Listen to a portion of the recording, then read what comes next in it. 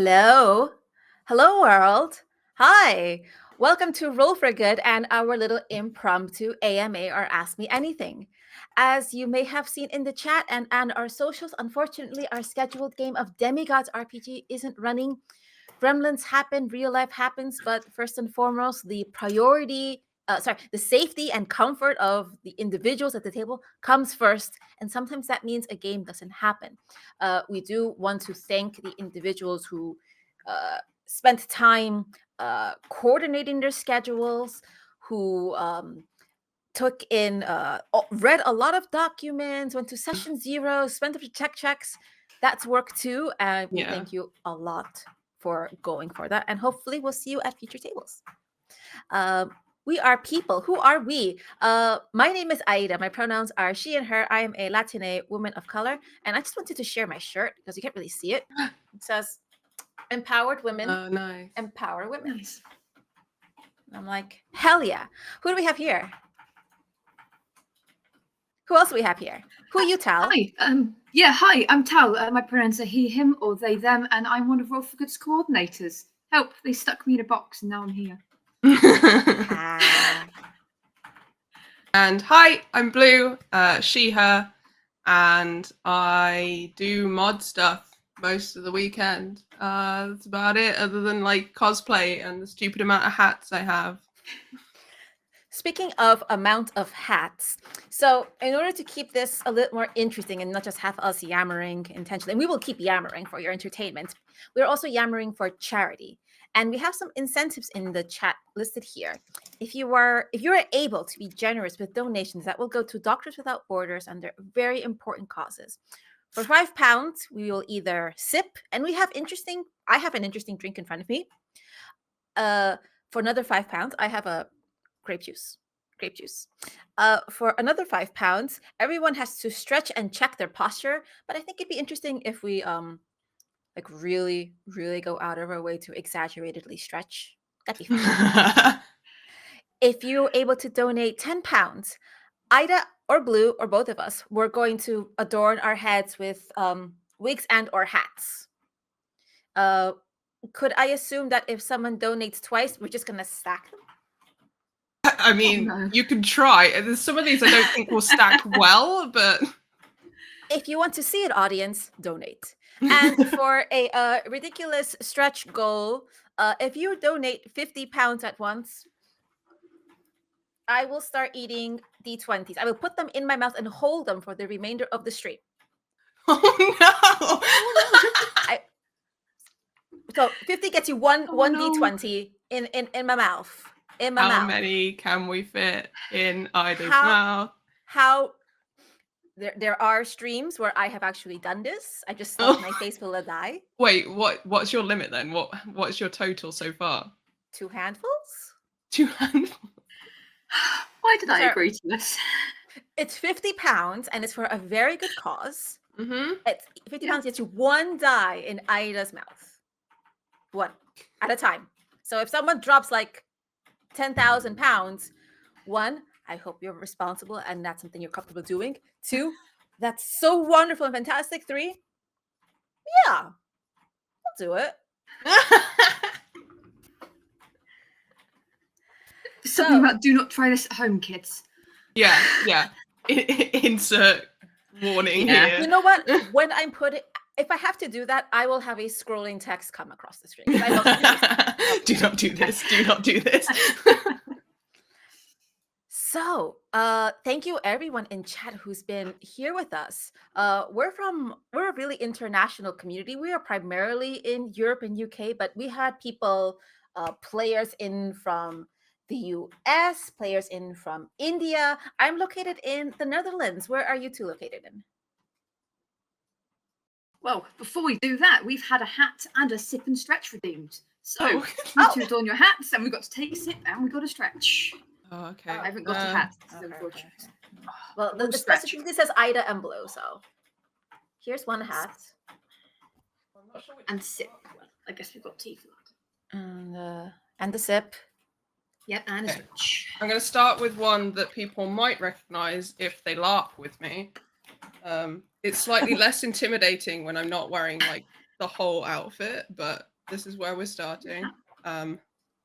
Sip. Okay, and where's your stretch? I'm going to stretch. Hold up. I've been sitting for hours. Okay. Okay, I think I'm gonna do a good arm stretch. Oh, it's kaput. Thank you, Kieran, for that. That one's cherry. That one's strawberry. That one's mint. That one is a pudding, milk flavored. 50 pounds. How long until you get to the center though? Like, I imagine it's gonna take a while. If people donate, we'll find out. I also opened the question to chat. Chat, let us know, where are you watching from? If you're comfortable saying, we want to hear that our communities all around the world. Where are you located? Let us know in chat. Yeah, Tal, you didn't answer your question. No, I didn't. I might have forgotten the question. I was hoping you would. Where are you based? Where are you located? Where am I based? I'm based in the UK. Yes. Cool. What about you, Blue? Me, I'm back in the UK. So I was briefly over in Belgium for 2 years, and now I'm back in a different part of the UK because apparently I can't stay still for very long. Okay. Flash Tash in chat is also from the Netherlands. Kieran is from Scotland. Nestep is also hailing from the UK. So thank you everyone for being here. Keep dropping your answers in chat and we'll give you shout outs too. I think it's really cool. So what juicy things do you want to know, Blue or Tal, about us, about the three of us here? Team Chaos or Team Order? Let's start out with an easy one. Are you Team we Chaos or are you that. Team Order? What does I know that the answer. mean I want to prove for my people range. who don't understand that? So, there are two teams, Team Chaos and Team Order. Team Chaos, you like chaos. You want to see our donation amount be a funny number. Usually that means it ends in 0.69, but we have other options. We have every number between 1 and 100, bar 100. So you can do 42, the meaning of life. You could do 33, because you can. You could do 69, because that's what everyone else does. But still, it's chaotic. Team Order, well, I believe you are currently winning. You are currently winning in the fact that you make our donation total end in a nice round amount, like 00, which it currently does. So 250. Team Chaos people 50. in chat. Yeah, 50's round. If there are any Team Chaos people in chat, go on. You can do exclamation mark donate in chat. I am Team Order because I'm usually the person that's communicating on socials and other people are totals. And I get to write, hey, please join us. Last year, we raised 420 pounds and 69 cents. And I'm like, oh, because I'm the person saying it. And it's like, oh. How about you, Blue?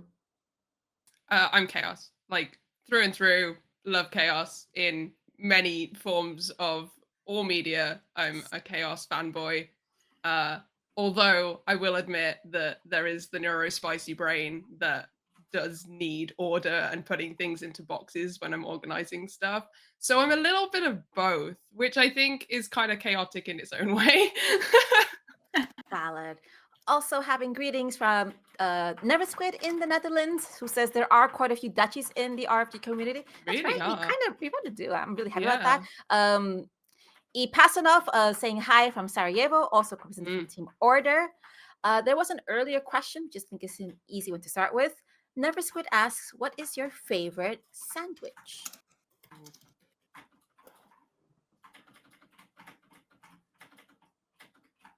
Now, we did talk about this in the chat earlier, and we were asking whether that included toasties or not. Okay. Because toasties are technically a sandwich. Okay. An item that is top and bottom bread. No discussions about hot dogs or this or that. Please. Hot dogs are a sandwich. Different discussion. Don't need to make it true. So what's your favorite sandwich?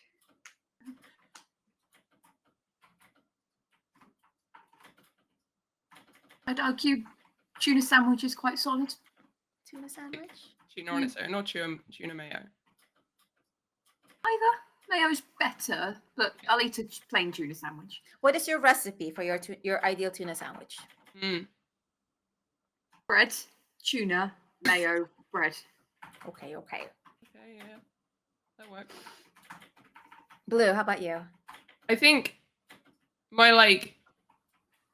okay, we're going Nori spicy again. So solid staples of food that you can eat if you're desperate and there's a bunch of weird stuff that you're not sure you want to eat or can eat. Then I'll go for a ham and cheese toasty. But also I think my favorite has to be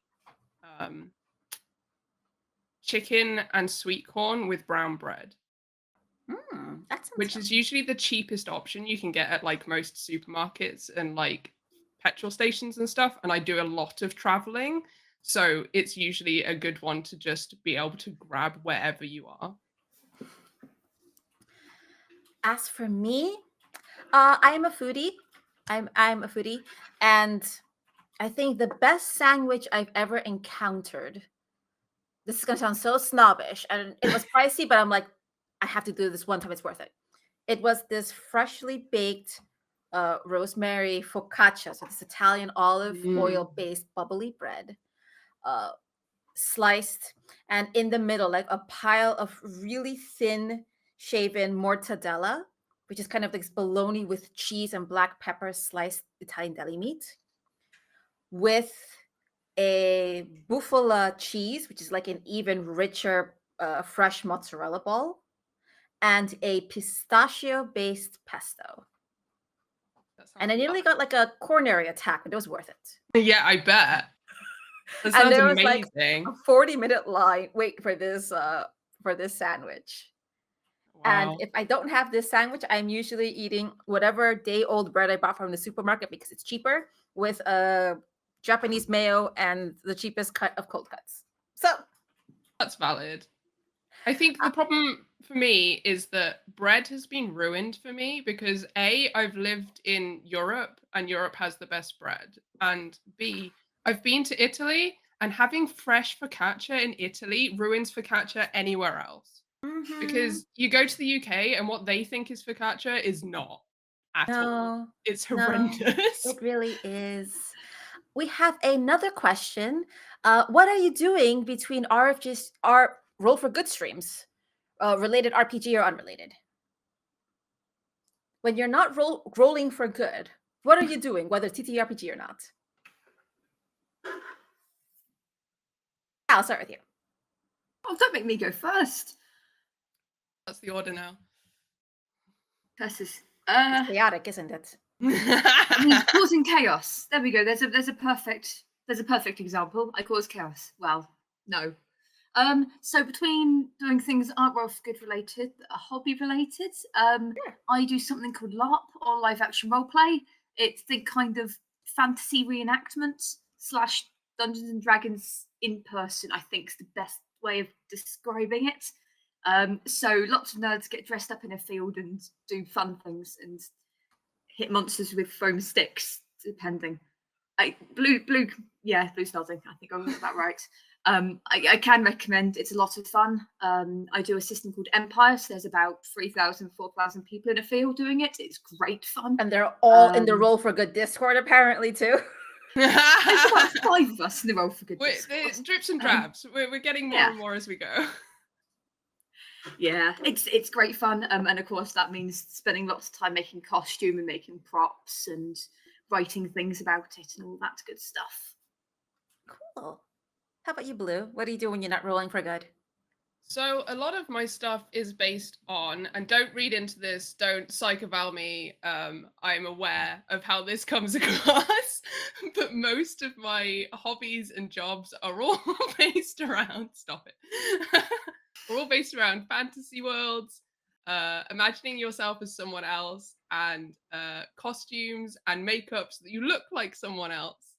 Do not psychoval that. So I'm a cosplayer, so I make lots of costumes and do lots of makeup and stuff and go to conventions and things. So my next one's MCM, so I'm currently making stuff for that right now. Then I also do LARP. This is from LARP. I made this myself, painted it all up. Wow. So this is from LARP, and I play a character at the same LARP that Tal goes to, which is Empire. And I play a very terrible, chaotic element in this game of 3,000 people. Most people know my character's name. I'm quite infamous, unfortunately. And then also I do other TTRPGs, games online, stuff like that. As for me, when I'm not rolling for good, I'm rolling with other communities, mostly European based, because a lot of the TTRPG community assumes that the default is US based. Mm. And I thought that's cool. And if I want to play with them, I got to be at 2 a.m. That's not cool. So I spent my time uplifting friends in communities that are European or outside the US based. I am a producer for a lot of those. I'm a project manager, a showrunner. Last March, I did Women in Gaming Month at Horde of Tales with a ton of participants, a whole month long. That was fun. It genuinely was a lot of fun. And I'm actually gearing up for another event in June where I'm going to have all queer tables. Nice. And they're all European casts as well. So super excited about that. How are you doing the tables? Is it by queer letter, or are we just a mix, much like the queer community? It's a complete mix, and effectively the gatekeeping question is, you gay? Question mark. And that's pretty much it. So they're already cast, and you're going to hear more about them. And I'm just so proud of these tables and seeing the amazing diversity and the joy that marginalized communities here in Europe are also contributing to such creativity. Let's see, question. Fiona asked, hello from a field in Iowa. Question, I am a big fan of Foundries. In addition to implementing boundaries and safety tools, Foundries are what brings you joy as a player in the game. What are your Foundries when you play an RPG? Sweet, isn't it? Yeah. I can start to give an example, I think. For me, a good Foundry, what brings me joy as a player is clearing expectations, especially if they are mechanical or role play. I want to be really clear about a game when I know we're going to follow the letters to the rule and keep it at this level the whole time. That makes me really happy because then when I have rails, I can go really fast. Like if you imagine a roller coaster, you go really fun and zoom, but it's also kind of safe. If there's no rails, you just kind of shoot into the sun. That's less ideal for me. So I have a good time when I can tell people's vibes and expectations are similar to mine. Whatever direction that is, then I'm really, really happy as a player. When we have very disparate expectations, where someone wants to be only rules lawyer and someone just wants to be all RP, where there's no middle ground, I'm the most uncomfortable. So I like having that communication. It's like, what are we trying to do here? I guess for me, it would probably be, regardless of the system, running a game with the expectation that rules will always be put second place to having a good time. So even when I'm playing or usually running a crunchy system like Call of Cthulhu, we always end up running very rules light. So that's about as close to the rules kind of thing. Or, I get a player to tell me what role they want to make, as long as they can justify it to me. Because having a good time is always more important than following the rules exactly, especially in rules crunchy systems. There we go. Like Call of Cthulhu, where you're otherwise spending, especially with a table of new players, a long time trying to work out which numbers you have to use for a cult. Okay, then I've got to roll a D100, which is 2 10s, and then rolling 2 of the wrong die. And it gets annoying, but what you can really do is roll 2 D10s, pick something that's close enough, and hopefully not die, or usually die. But you want that in Call of Cthulhu, I think, Yeah. sometimes. Oh yeah, like I fully going to this expecting to need backup characters. How about you, Blue? What are your foundations? What brings you joy? I think my 2 main foundations are based on vibes. In one category, the vibe is related to the people you're playing with. So even if it's not like a formal form of so like session 0, it's just like a meet and greet between everyone who's going to be playing this game or running this game, so that you can kind of get a vibe, like you were saying, about like, how are we going to play this? Where is our focus on this? Is it RP heavy? Is it not? Etc. Etc. And also kind of get a feel for the people there as well. You can kind of work out if you're on a level for like senses of humor, or like how dark is this going to go, that kind of thing. So it's a bit of a vibe check, but it makes you get comfortable with the table essentially. And then the second part would be the rules themselves. For me to be comfortable at a table, I 100% have to read everything. Like, I have to be given the information about this game first. I will happily and joyfully absorb it, read everything I can about it, try and like do a short form to kind of get it in my head. But if I don't know all the rules, I'm not comfortable making a decision. Like, I have to know the world that this is set in. I have to know what the whole point of this is, how we do things, and then I can go from there. If I'm jumping into something without any of that information, I'm always a bit more hesitant than I would be in most improv situations. Sweet, fantastic. Kiernan has a question that was answered in chat, but I think it's fun to answer for everyone else watching in the VODs or just listening in. How do you go about deciding on which charities to support with the streams? And indeed, Never Squid did answer correctly. We usually ask the community for suggestions, and then we narrow it down to the vote. So in the past, indeed, we'll send out before an event, months before an event, hey, what sort of category should we go? Should we go supporting LGBTQ plus rights? Should we go mental health? Should we go alleviating hunger? What is our feel? And then from there on, the team will vet individual charities, seeing what their scores are, whether they are accessible via Tiltify, because that is a really big requirement for us to do these streams, sort of thing. And then we take community votes. I can speak on my part. I made a strong suggestion this year that, considering especially the current events of the year happening over many years, I think it would be a good idea to do something that does support the people who are needing aid in Palestine specifically.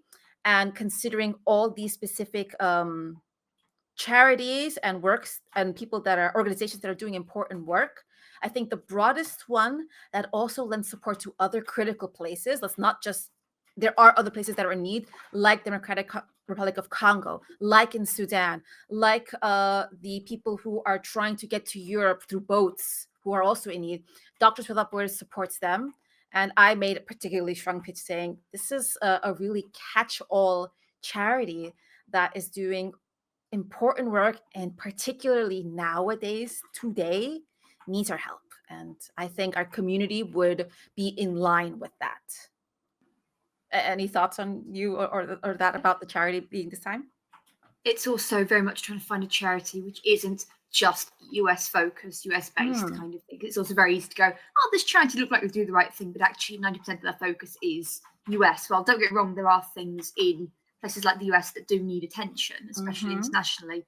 It's trying to find a charity which does cover like all the options Ida said, whilst also possibly being a bit closer to home for people who perhaps live in the US, live in the UK.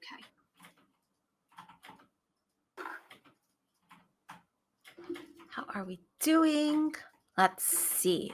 Keep your questions coming. We're going to like spitball and see what else we can dig up about ourselves. And remember, there are donation incentives. You can make us wear more things on our head, Blue and Ida specifically. Maybe Tao. So many hats. You can make us drink and do funny stretches, and you can make Ida eat dice. I'm hungry.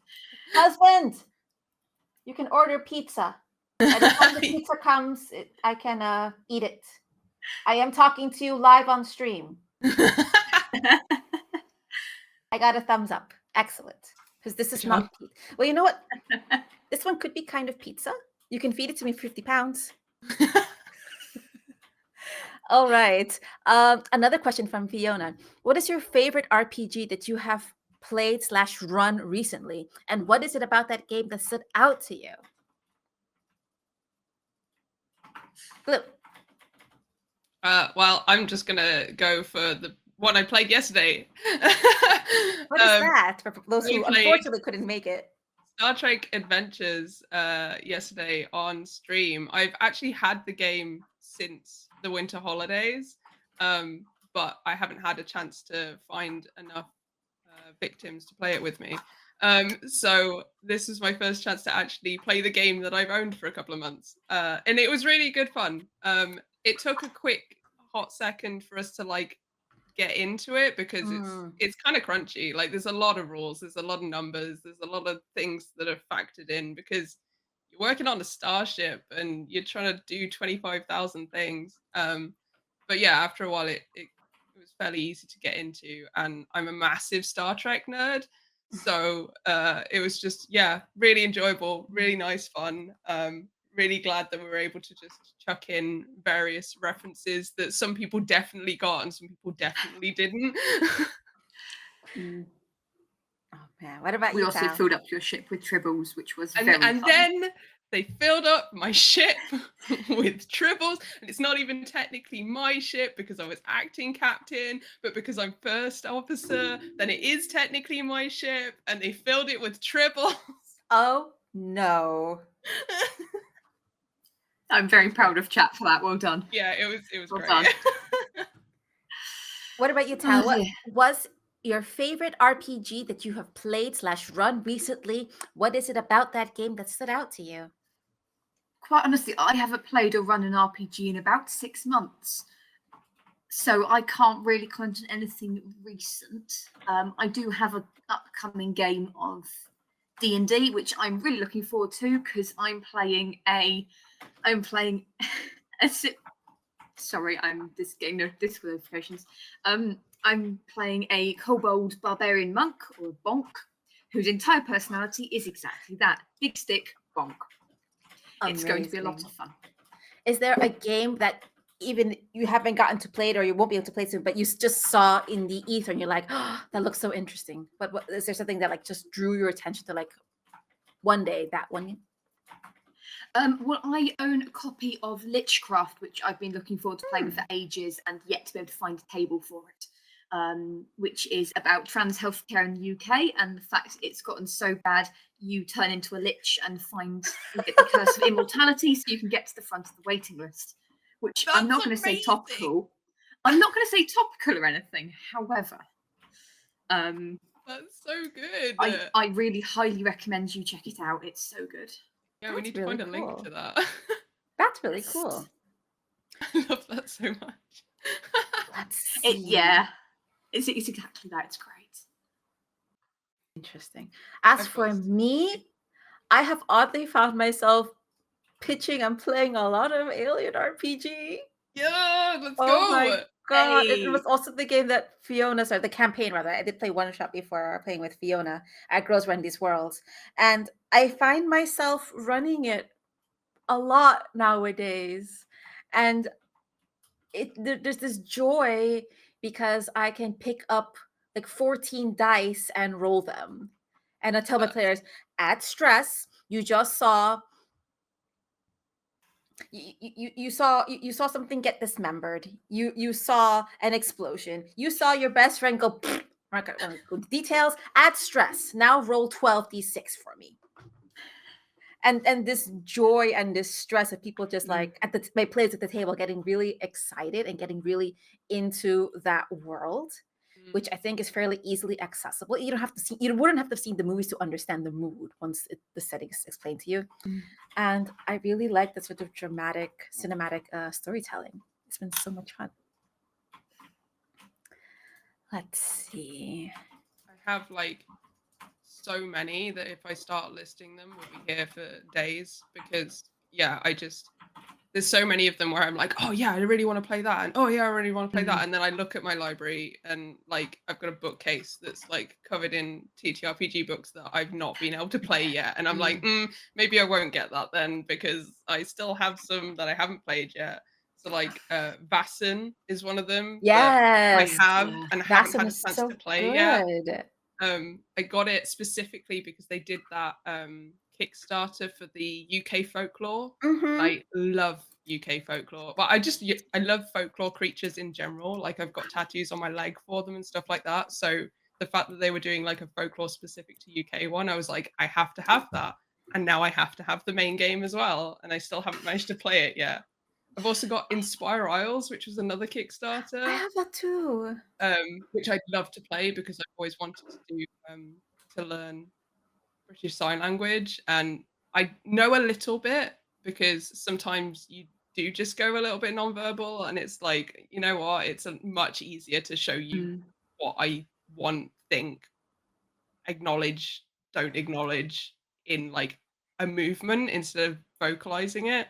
And so I was like, oh yeah, I'll get that, and this will be really cool, and it's such a good idea. And yep, no, that's still sat on the bookcase. You know what? I have a quick question before we go to the next one from chat.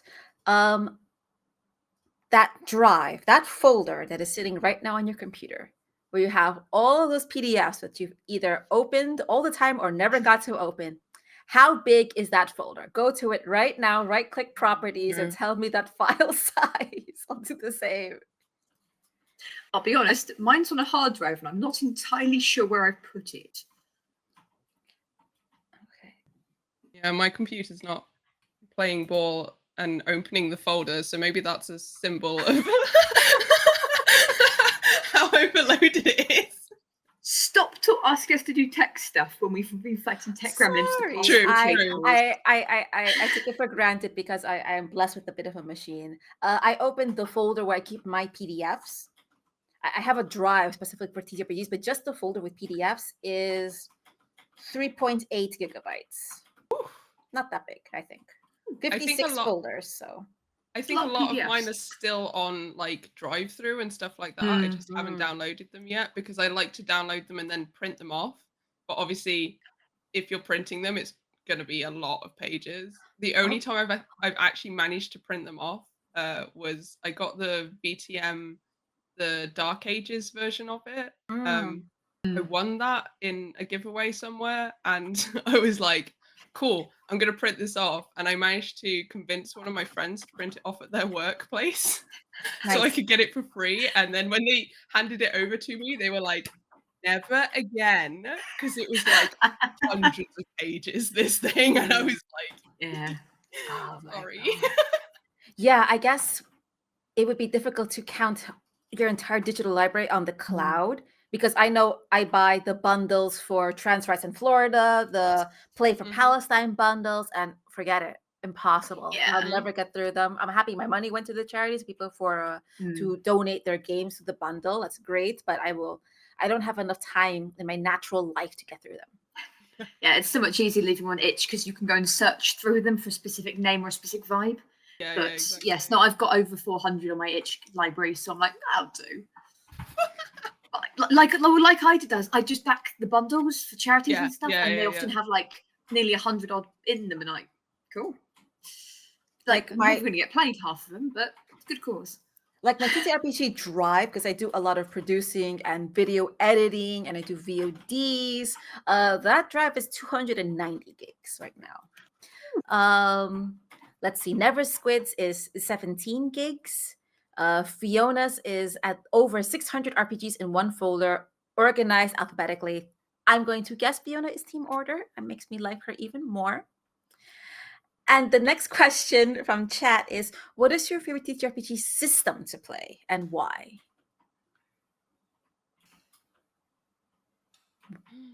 Why is that? Tal, you had you look like you had a thing. Something came to mind. But enlighten us. Well, you said a thing. What I did was go and look at my bookcase, which is over there. I think it's yet again going to be Call of Cthulhu. If you can get it as a system. Yeah, why? It's just I just really enjoy playing it from a game master point of view. Of just the mechanics for it lend themselves really well to be able to do a good spooky mystery story that can easily be a one shot. Because a lot of the time when I'm running a game, it is one shot because this is the only time in the next 6 months I'm going to be able to get all these people in one place or one call. The one shot that also has it's nice and easy to have a nice satisfying curve where everyone usually ends up dead. Sorry, no one usually ends up dead. No, never. And also the rules are really easy to be able to manipulate into kind of making it more rules light. So able to go, we don't need that rule, and start chopping bits off. Or some things like D&D, for example, you start chopping bits off and things start going weird. But Call of Cthulhu does let you do that quite well. What you Blue? What system? Honestly, I can't think of like a big system that is a favorite for me because they're all slightly different and they all have slightly like useful things for their way of doing stuff. But for like simplicity, I'm quite a fan of the one-page games that are just D6 ones. Just because usually when you're doing like a one-page game, it's because you're just with a group of friends having a beer around a table, and so only having to have like a D6 with you and a piece of paper that explains the rules, and you can just go from there is really useful, and I really enjoy that. That's kind of how a lot of my TTRPG groups have kind of started, is with those kind of games. Although I will do a quick shout out to the solo play games that involve tarot cards. Love using those for like storytelling and stuff, because the way they link in the meaning behind the tarot cards, and obviously it depends on which tarot deck you've got as to what meanings they've written for them, can really influence how you write that story then. So just as like a story making kind of element is really cool. Super cool. For me, if I had to pick every now and then, I do like a crunchy system. I recently started playing Pathfinder 2E, which is hella crunchy. Like you even have to roll to succeed if you heal someone. If you roll poorly, you could actually hurt them. You have to specifically count whether you draw your sword or you draw your shield, and that shield has implications for certain usage. I'm the kind of person that my brain is very busy. And if I don't put it into something, I'm a bit bored. So that's why I'm the note taker. I have spreadsheets for the bags of holding and the inventory. And for me, Pathfinder 2E recently is scratching that itch of like, I have a lot to manage, and I like that. And for me, it's also the expectation that we are all signed up as players to like, we need to kind of be on board with this high level. Otherwise, the game is drastically different if you're not. So for me, that is an expectation met with a group. Yeah. So yeah, give me the crunch. It's not for everyone, that I will admit. But there are some days where I want to bellow on camera and play Stag Party with Grant Howard. That was so good. Oh. Which actually brings us to the next question. I think I just scrolled past it. What games have we personally played with Roll for Good, I believe is the question. I have to scour my ever memory. played? You've played May 2022, I think. You played Mecha. Yes. Yeah. What? God, what's it called? Mech Dreams. Really gonna bug me. I did Pizza Party. Yes, when you I did. first joined. Mecha Hack. Mecha Hack. Yeah. Which is the big robots. What else? I feel like there's more. It all kind of blurs together because I've done so many charity streams. I'm like visualizing the stupid like crazy makeup and stuff I've done for them, and I'm like, which one? Where was this? Who am I? Of all the actual play flexes that one gives, I think saying, God, I've played in so many charity ones is the best. And I think the only flex that should matter nowadays. I think it's a really good flex. Tal, what about you? Have you played any RFG stream games? No, I absolutely hate being on camera. Aw, you're And doing it for charity. And here we are. Yeah, no, I've been doing Roll for Good since day zero, and I've never been in a tabletop game. And yeah. I came in on Roll for Good second year, and I also had never played until this morning. I've produced for a lot of games. I've facilitated a lot of those tables. I was never part of them because I was doing so much. This time I pared it down. I was like, I have energy to play. Yay! And that was something. That game was something. It was Chaos Incarnate. Look for the VODs when it comes out. It was so good. I'm Yeah, just see. scrolling through my Instagram now to try and find out what the games were. I've just seen my cat girl outfit, so that would be Beam Saber, which was Beam Saber. the one where Prue had the robot makeup on, Mm-hmm. and What was that? we Was were that like, Play 2, I think. can't remember, but we were like pilots, I think, Mm. in space. It was giving Cowboy Bebop a lot of the time. Okay. Next incoming questions. Don't forget, if you are able to donate, we have donation incentives. Blue and I can wear our hats. You can make I us do drink or dance funny. really good one. Or Right. you can make I'd Aida eat love to dice. wear. I'm hungry. I hope my husband's order is. I do see a pizza tab on his screen. And he'll ask me, extra cheese. Extra cheese. Extra cheese. Okay. The next question is, what upcoming / yet to be released RPG are you looking forward to?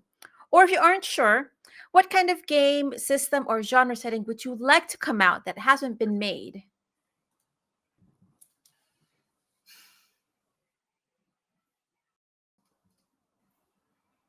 I'm yet to find a really good eldritch horror system that is beginner friendly. Because for all of the credit I give Call of Cthulhu, it is not beginner friendly unless you start cutting a lot of it out. Even Alien, which is still quite good, is not the most easy to pick up for a first-time tabletop player. For a first time tabletop? Yeah. Maybe. I'm optimistic and I'm thinking with patience one could, but I could see where the challenge lies and it is intimidating.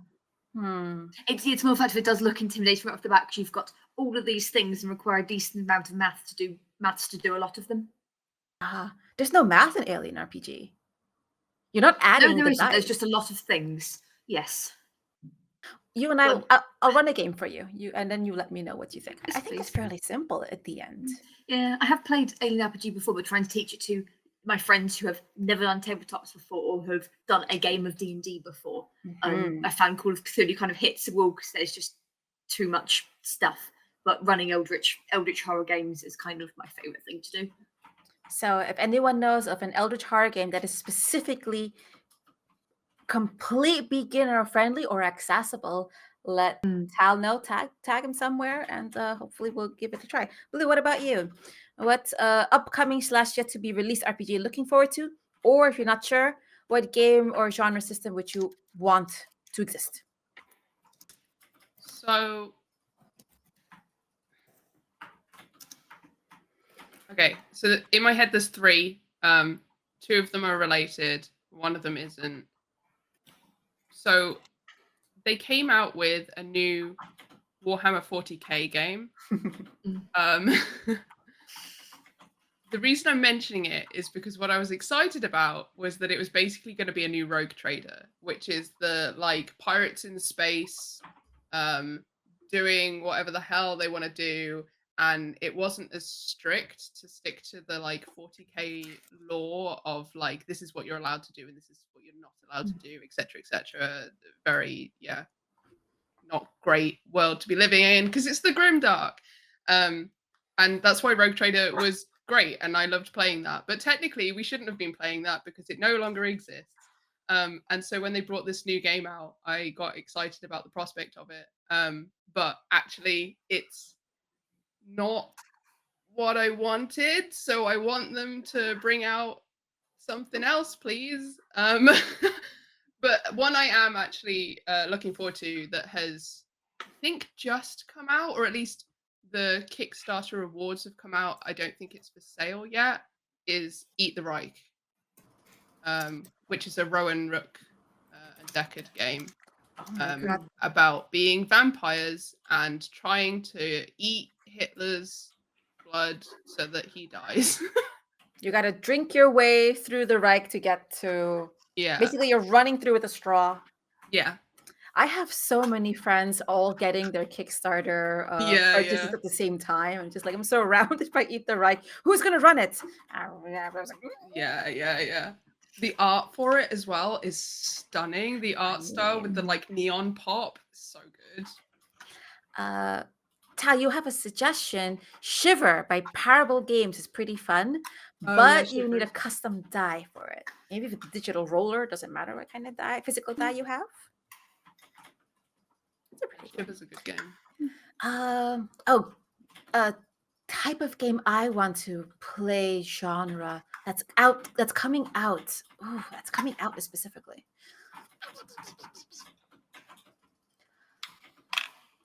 I don't have anything in mind that is specifically coming out, so to say, but I do want to play more of games like Coyote and Crow, specifically because these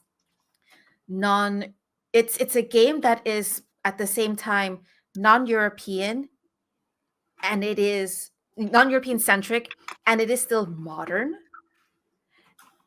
has this amazing world building, and is a D12 system, has some crunch to it, and is pretty developed in its story building. I want to find tables to play more of that. And unfortunately, we talked about this actually in the safety panel video, which you'll see later. A lot of critics of it sort of seem to take at face value one of the first lines in the beginning of the book that says, if this is not your lived experience, this book might not be for you. And some people took that to interpret that as like really exclusionary. And I'm like, well, if you're getting angry about it, that's exactly who it's not meant for. So it's there to teach people who are wanting to learn and be respectful, and for those who that is their lived experiences. And I want to play more games like that. I want to find more tables of that sort of game. So if there's any games outcoming that fit that bill, I'd love to hear more about them. I'd love to be invited to play them. So of course, hit me up. Yeah, I was thinking when you mentioned that one specifically, I was thinking of is it Wagadoo?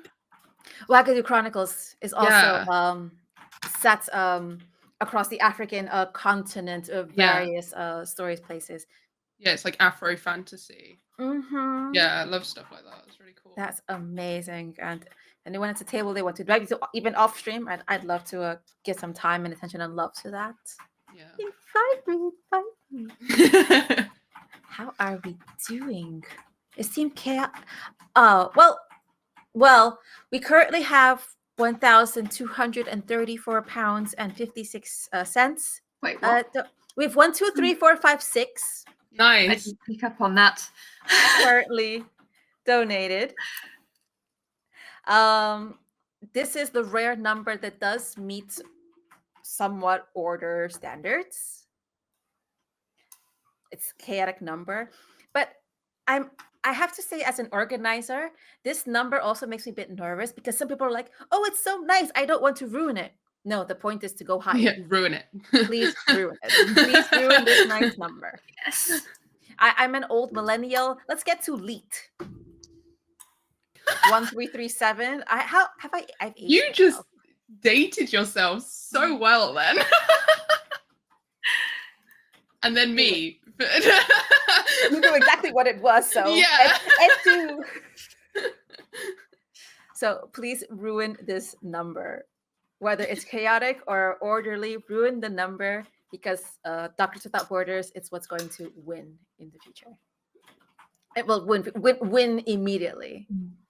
This is an amazing charity, and one of the key things we often say internally and externally in communications is that we are often the heroes of the fantasy world that we're playing in.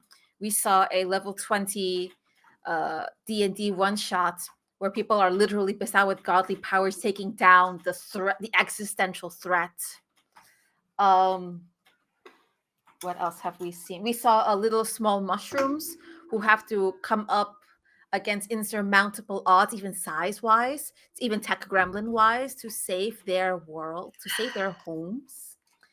And we get to be heroes. We get to say the things we wish we would have said because we aren't all these charismatic selves. We get to have these magical powers. We get to have agency. We get to have authority, and we don't really have that in real life. So I think that's a big reason why TTRPG is this great escape.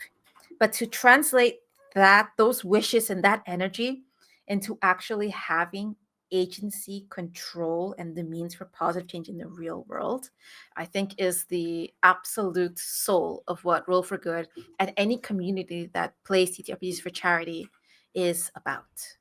And that makes me really proud to be part of this community. Yeah, like feeling like you're contributing. We absolutely are. Go on. Kieran's redeemed a hat, by the way. Hey! Yay!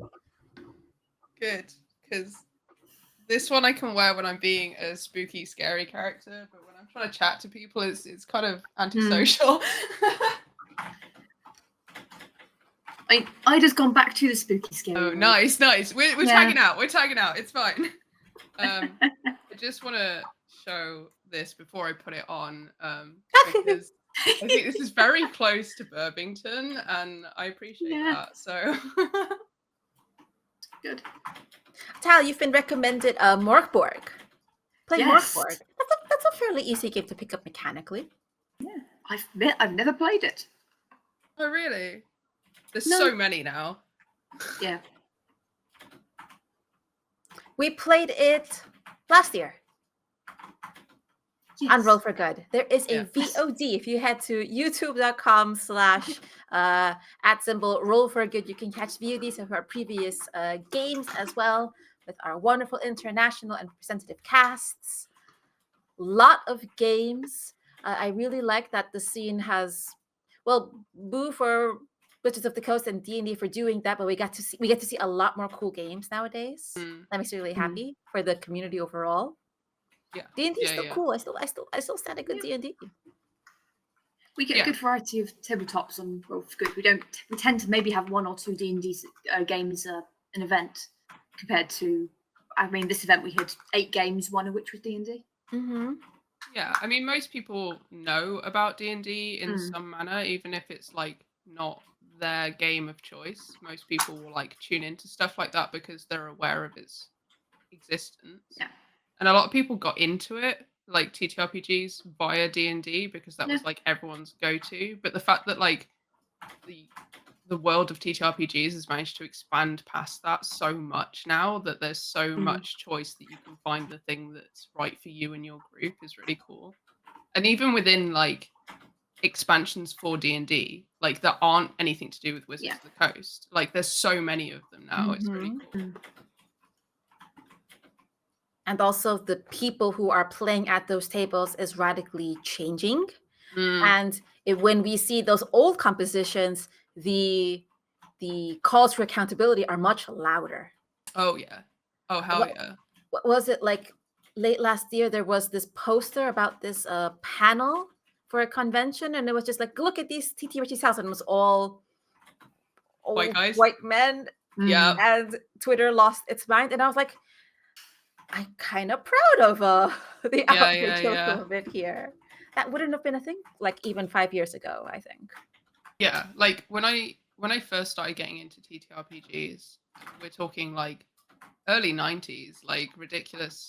And all of those people that, like, at the end of the day, like, I'm not against you being a white middle-aged man. You crack on, buddy. Like, that's who you are. Those are the people who got me into TTRPGs to begin with. So, like, I'm not against you playing these games, but it's just being aware that the only reason that I was playing these games is because I wanted to be there and I wanted to do those. And to be acknowledged in those spaces requires a push. And it needs to have people there who are like, yeah, no, you can come to the table. Absolutely. You are wanted here and your voice should be heard. That kind of thing. Which is absolutely the ethos at Roll for Good. Yeah. Everyone is welcome here. People who find themselves who would have traditionally been ostracized or kicked out or denied our tables are particularly welcome here. We talk the talk and we walk the walk, where our team leads and coordinators, our volunteers, our cast members, our participants, our players, our community members are all predominantly LGBTQIA+. We are predominantly outside the US. We're predominantly neurodivergent. We have all people with disabilities. We have people who are POC. We have people who are immigrants. We have people who are marginalized genders, women, femme, non-binary. When we say it, we mean it, and we enforce those things vehemently. Yeah, it's having those spaces available and like visual, like seeing other people like you or similar to you in those spaces makes it feel more welcoming. And having those like big neon lights that say like, hey, these specific people, you're totally welcome here, you should come do this thing with us. I find really, yeah, it works. We're doing it here. I experienced it in person in London when they had the No More Damsels events, which was specifically for women and non-binary people to be involved in ttrpgs, and it was just for them. That didn't mean that you couldn't go if you weren't femme and non-binary, but it meant the games were run specifically by these types of people. That it really matters. And there are I think that we, Wolfric specifically, and the people involved in it, we've curated our space pretty well. So for me, that is what I've curated, what I see predominantly. My feed is filled with people from Transplanar. My feed is filled with other such groups and tables. But the reality is, if you go out and just do default, the default is these things that of the olden age, mostly white tables, mostly American centered, which is okay, but still, it's not the center of the universe. Mostly men are masked, which they're going to exist no matter what. It's not zero sum. Us being here and enjoying it doesn't take away from other people's spaces. Our existence and right to happiness does not detract from others. In fact, I think we have it better here. Yeah, we have it way better here. I feel like Aida needs to add some eyes. I with the eyes crew. The problem with this is I can't see chat. I can't see you and Aida. You're fine. Hey, don't worry about it. The lore mistress Kat is giving us a ray. Thank you so much for joining us, Kat. We're just having a little chat. Hi. Thank you so much for joining us. Hope to see you at an event in the future, because Kat is a heckin' talented person, and everyone Kat associates by extension. I think they were playing their Theros game. So I hope it was amazing. I hope that went great. And we're going to be here for a few more minutes, just a few more. We do have some donation incentives. All donations are benefiting Doctors Without Borders. You can make Blue and I change our hats and or hair. You can make us drink or stretch. And if you're feeling particularly generous, you can make Aida eat dice. Like, I will put these into my mouth and hold it there. I've done it before. I will do it again. I'm hungry. I'm eating a while. I had a sandwich a couple of hours ago, and these look really good. This one is a lime flavored. This one is pina colada. This is the in the Netherlands we call this English licorice. Oh yeah. Which I hate, so that's going on the side. Licorice is great. Not for me. This one is a pineapple flavor. So donate and I'll eat one for charity. Oh my goodness. And then we got to plan October's. We're gonna be back in October, right? Yep. Hey, when will that be? Did we have talks about that? Did we just announce it now? Let me check the diary. I think we got as far as October. Yeah, cool. No, we have a date. Which is? The 26th. So you heard it here. Our next event is going to be the usual Halloween hijinks. Usually it's going to be for now, until you hear more, 1 day of ttrpgs for charity to be determined on 26 October. That is a Saturday. So keep that date in your schedules, in your diaries, and we hope to have you part of that event as well. Think about some spooky games you might want to run. Spooky games. What's a spooky game that hasn't been run in a while or should be run? What kind of spooky games would you hope to see at Halloween Hijinks this year? Try to think of ones that we haven't already had before. Like? Well, we've definitely had Alien already. Mm-hmm. We've had Call of Cthulhu. We've had Camp Slaughter. We had Vampire. Yeah, we did have a VTM game. We did. Yes. Yeah. Fiona says Solemn Vale Witchcraft. is worth a visit. I disagree. I don't know. Heard some weird things about that part of Cornwall. If you have any suggestions, chat about what kind of spooky games you would like to see in the next event, let us know. Listen on our socials in our Discord. And also, you can apply to run them or apply to play in them. That's cool. One of the cool kids. Yeah. Yes. We Blaze in the haven't Dark. had Shiver. Dishonored. We haven't had Shiver yet. We have not had Shiver. It'd be nice to see Lichcraft. That could be more of that kind of a chill horror, or that could be very horror, depending on how you run it. Yeah, but it's got an element of humour to it as well, though. Oh yeah, you've got to with that topic. That was falling off. That was falling. Any final burning questions from my friends or from chat before we wrap it up? Tal has his thinking face on. Oh. Got to keep checking the incentives by taking the glasses off. They're written on the back of your glasses. We set out to raise at least £1,000, and so far we've succeeded with 1,245, a beautifully orderly number, which I invite anyone to destroy. Ruin it. Or Doctors Without Borders. Yeah, let's go. Anything either of you want to plug? Where can people find you afterwards? Any other campaigns you're doing? Any events you want to plug? Question from Fiona: favorite dice, and why is it the D12? It's not. Or a question for you, Ida: what pizza did you order? I hope it's an extra cheese. Extra cheese. Okay, I'm gonna go through my dice. I have some pretty cool D6s, just because D6s are really easy to have a cool symbol on. So I've got, I don't know if these are going to show up on camera at all. I've got my No More Damsels dice. Ooh.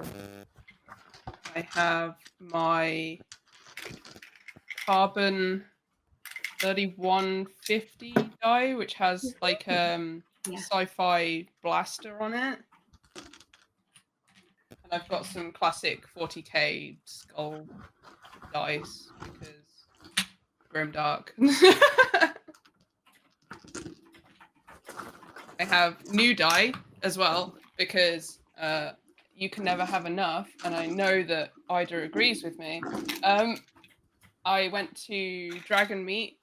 Yeah, exactly.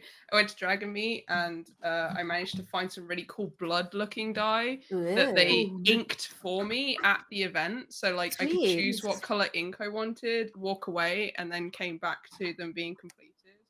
Which is so cool. Like, I'll do a quick plug for them now. They're called Rattle Cake Ink, and they are very cool. I don't know how well that will show up. That shows up. Nice. Yeah. Yeah, they've got like blood drop dye, which is insanely cool. That's cool. And then obviously I can keep going for days. Genuinely, you have to stop me. But I also have my pixel dice. I'm waiting for deliberately mine. rubbing in Ida's face. Look at it.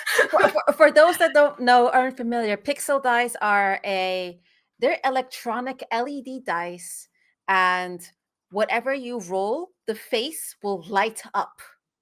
Also, they're Nice. connected by Bluetooth to your computer or phone. So you can effectively roll that dice, and if it rolls a 5, it will show in the VTT Roll20 VTT what that result is. You can finally roll the real dice and have it count mechanically in your VTT. You can change it with an app so that you can decide how it lights up as well. So like at the minute it's just on like a generic rainbow that once you've rolled it, it will then flash on the surface that is the top surface at the end of it. But you can like change it to however you want it to be. And they've been working out on the circuitry and stuff for them for ages. They're so cool. And I got one which is it's see-through plastic. It's really hard to see on camera. But it's so that you can see the like coils and microchips and stuff inside. Think like 90s see-through tech core. It's that because I'm a nerd and I'm old. The last question from Fiona: What to answer Tasha's? Like I said, order extra cheese. I hope. What is your OTT RPG purchase that was 100% justified and not a guilty pleasure? For me, it's that pixel dice. That was a pre. Was it pre-COVID? Yes. Yeah. Yeah, it was. That was a pre-COVID gift. Yeah. It's It's been in the making for years. Yeah, I forgot that I bought it for ages. Like I'd been part of the Kickstarter.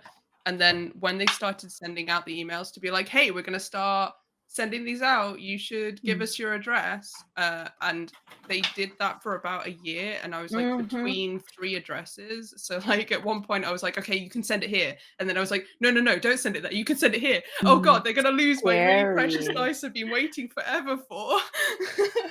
Cal, do you have any purchases that were super justified? Metal dice, they make a very nice noise. Oh, really? Bonk, bonk, Yeah. bonk. Have you? It's more when you roll more than one at the same time, it makes a really good clack together. Yes. And to go with it, I won one of these on the first Roll for Good stream. I won a leather dice tray, so they nice. box up from. Oh no, I've forgotten the company now. I know they're not in business anymore, which is really sad. They had an Etsy page. Post it for us in general when you have a chance. Yeah, I will. Something? Sorry? Alchemist something? I think so. It was from like the very first event. Yeah. I'll have to find them. But yeah, leather dice tray to go with the metal dice that I bought. It's very good. Actually, justified, not guilty. This was really handy. I bought like a resin kit and lots of these little pots.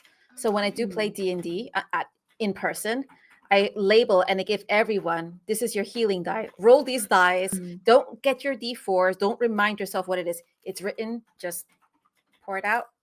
Well, there's your results. That's so cute. All right. I think that's it. I'll give a freebie. Here's my chunk.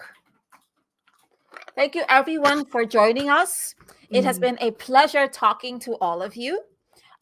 Stay tuned. We're going to have some intermission content playing, including from previous panels, especially the safety panels, safety tools panel we did with some bang up, amazing, intelligent, kind people who were really concerned about safety tools and TTRPGs. We're going to flashback an old interview with a star from Dimension 20 and now part of the Critical Role family, Jasper William Cartwright. Wow, that's super cool. And then we're going to continue on schedule with the Not Yet game, which is basically going to be Taylor and Darcy flirting with each other for charity. Yay! Yeah. We also have 3 giveaways to give away during this intermission content. We have a physical copy of Acton Cthulhu by Modifius. We have a digital copy of Coriolis, the Great Dark RPG, which is from Free League. And then from Chaosium, we have a physical copy of the Call of Cthulhu starter set. Whoa. Super cool. All right, everyone. Thank you again. We'll this is a big one. We'll see you around. Stay tuned. Keep waiting for the giveaways. And yeah, bye. I gotta get out of my mouth. Bye.